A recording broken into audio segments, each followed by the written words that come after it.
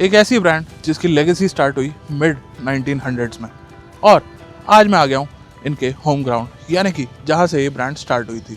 जी हाँ, मैं हूँ इस टाइम मैसूर में और मेरे साथ है ESD की नई रोडस्टर 2025। लास्ट मंथ इसके लॉन्च से आपको कवरेज दिखाई थी और बताया था ये प्रोडक्ट है कैसा, लेकिन आज राइड एक्सपीरियंस करने की बारी आ गई है और आपको बताने की बारी आ गई है कि आखिर ये प्रोडक्ट चलने में कैसा है। जी हाँ, आज एक लॉन्ग राइड पे ले जाने वाला हूँ, वो भी सदर्न पार्ट ऑफ इंडिया के अंदर। और मैसूर, पीछे आपको ललिता पैलेस दिखाई दे रहा होगा, यहाँ से स्टार्ट करूँगा राइड और जाऊँगा कुर्ग तक, और वहाँ से रिटर्न भी लेके आऊँगा बाइक को। तो यानी कि इस बाइक का अच्छा खासा एक्सपीरियंस ले लूँगा, चाहे वो सिटी हो, चाहे वो हाईवे हो या फिर हिली सेक्शन हो। तो स्टार्ट करते हैं इस वीडियो को और आपको बताते हैं इस नई ESD रोडस्टर 2025 के बारे में सभी डिटेल्स।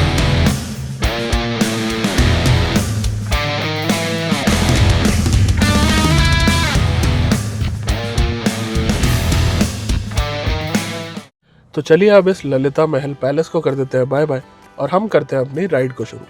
कोई भी राइड शुरू करने से पहले हमें पता होना चाहिए कि कौन सी ऐसी रोड्स है जो किसी भी व्हीकल को लेने से पहले या लेने के बाद बिल्कुल भी स्किपेबल नहीं है, और वो होती है आपकी सिटी रोड्स। चाहे आप लॉन्ग ट्रैवल पे जाना चाहते हैं, चाहे आप अपने व्हीकल को किसी भी तरह से यूज़ करना चाहते हैं, लेकिन सिटी वाली रोड्स ऐसी रोड्स होती है जहाँ आप व्हीकल को अगर नहीं चलाएंगे तो अपनी डेस्टिनेशन तक पहुँचेंगे कैसे। तो सबसे पहले जान लेते हैं सिटी मोड में ही बाइक को और बताता हूँ आपको आखिर क्या रिस्पॉन्स है इस ESD रोडस्टर 2025 का सिटी के अंदर। लेकिन सारी बातों पे आने से पहले राइडिंग पोजीशन की बात कर लेते हैं, क्योंकि वो तो कॉमन ही रहती है ऑल अक्रॉस।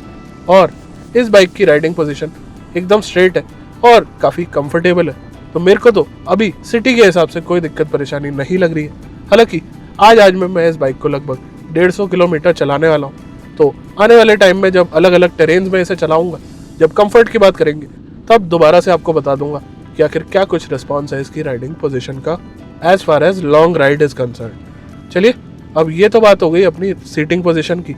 इंजन 350 सीसी है, तो पावर में कोई दिक्कत परेशानी तो नहीं आ रही है, लेकिन कंपटीशन के पास भी 350 सीसी है और अब इन पे GST भी कम हो गया, तो हो सकता है इनकी डिमांड थोड़ी सी हाई हो जाए।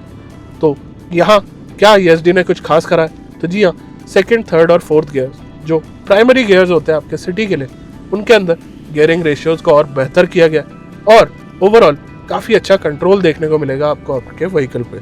और उसके अलावा अगर सीट हाइट की बात करें, क्योंकि ट्रैफिक वगैरह में रुकना पड़ता है और बार बार स्टॉप एंड गो ट्रैफिक में अपना व्हीकल चलाना पड़ता है, तो 795 mm की सीट हाइट है, जो आपके डेली रन के लिए काफ़ी इनफ है और आपको बिल्कुल भी परेशान नहीं होना पड़ेगा अगर आप इस व्हीकल को अपने डेली कम्यूट के लिए भी चुनते हैं।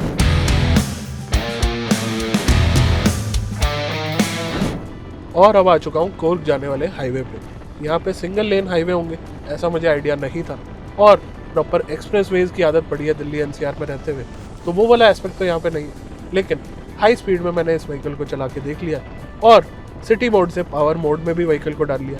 दोनों के अंदर डिफरेंस की बात कर लेते हैं। सबसे पहले तो सिटी मोड में टॉप स्पीड लिमिटेड रहती है 100 किलोमीटर/आवर तक, और पावर मोड में ऐसी कोई लिमिट नहीं रहती, जो इसकी सर्टिफाइड टॉप स्पीड है वहाँ तक ये जाती है। हालांकि मैंने 115-120 तक ही इसे चला के देखा, उससे ऊपर मैंने चला के नहीं देखा ड्यू टू रोड कंडीशन। अब जहाँ पावर की स्पीड की बात हो ही रही है, तो एक्चुअल पावर नंबर्स भी बता देता हूँ। तो 29.1 PS की पावर और 29.6 Nm का टॉर्क आपको इस व्हीकल के अंदर देखने को मिल जाता है, जो कि काफ़ी अच्छे गियरिंग रेशियोज में डिवाइड किया गया और किसी भी तरह से आपको परेशानी नहीं आती है इस व्हीकल को राइड करने में, हाईवे हो या फिर सिटी हो। लेकिन हाईवे पे एक इम्पॉर्टेंट एस्पेक्ट हो जाता है ब्रेकिंग का।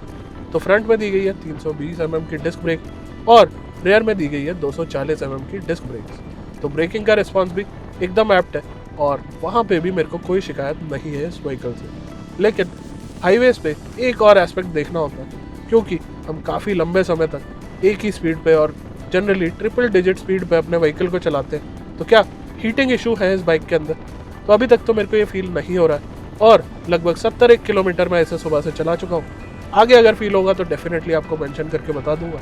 लेकिन हीट मैनेजमेंट काफ़ी अच्छी करी गई है और बाइक में रेडिएटर भी प्लेस किया गया है, तो मेरे हिसाब से कूलिंग एफिशिएंसी भी ठीक ठाक है इस बाइक की। और एग्जॉस्ट नोट की जहाँ तक बात आती है, तो एग्जॉस्ट नोट भी मेरे को काफ़ी ग्राउली लग रहा है और काफ़ी पसंद आ रहा है। और जब इतना सारा ग्रुप ऑफ बाइक्स एक जगह से निकल रहे हैं, तो डेफिनेटली रोड पे लोगों के रिएक्शन हमें काफ़ी ज़्यादा अच्छे देखने को मिलते हैं। अब इंजन कूलिंग की बात तो हमने कर ली, लेकिन इस फ्रंट वाइज़र की बात करना अभी भी बाकी है।